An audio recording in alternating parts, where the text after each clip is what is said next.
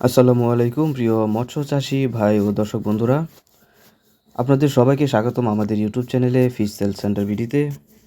আজকে আমরা কথা বলবো তারাবাইন মাছের চাষ পদ্ধতি, খাবার এবং দ্রুত লাভবান হওয়ার উপায় নিয়ে।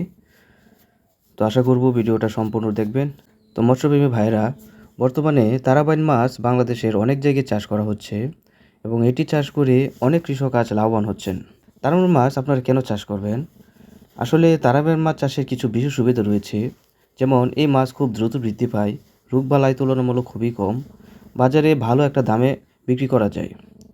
তারপর পুকুর, ডোবা কিংবা ঘেরে এই মাছটা খুব সহজেই চাষ করা যায়। সঠিকভাবে চাষ করলে 6 থেকে 7 মাসেই আপনারা এই মাছটি 2 থেকে 2.5 কেজি পর্যন্ত ওজন বানিয়ে বাজারে বিক্রি করতে পারবেন। তারাবাইন মাছ চাষের জন্য আপনারা প্রথমে ভালোভাবে পুকুর প্রস্তুত করে নেবেন। প্রথমে পুকুর শুকিয়ে বা পানি কমিয়ে আগাছা ও ক্ষতিকর যে মাছগুলো থাকে সেগুলো পরিষ্কার করে নেবেন।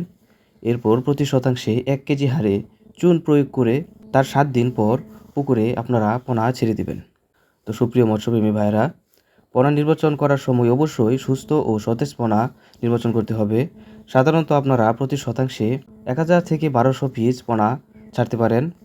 পোনা ছাড়ার সময় চেষ্টা করবেন সকালে অথবা বিকালে ছাড়তে, যাতে পোনাগুলো খুব সহজেই পরিবেশের সাথে মানিয়ে নিতে পারে।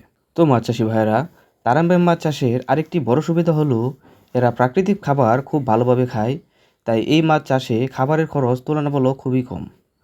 পুকুরে সাধারণত যেসব প্রাকৃতিক খাবার পাওয়া যায়, তারাবাইন মাছ সেগুলা খেয়ে খুব দ্রুতই বড় হয়। যেমন ছোটো ছোটো মাছ, পোকামাকড়, ব্যাঙের বাচ্চা, শামুক ও ঝিনুক, পানিতে থাকা বিভিন্ন লার্ভা ও জলজ প্রাণী, এগুলা খেয়েই তারাবাইন মাছ খুব ভালোভাবে বৃদ্ধি পায়।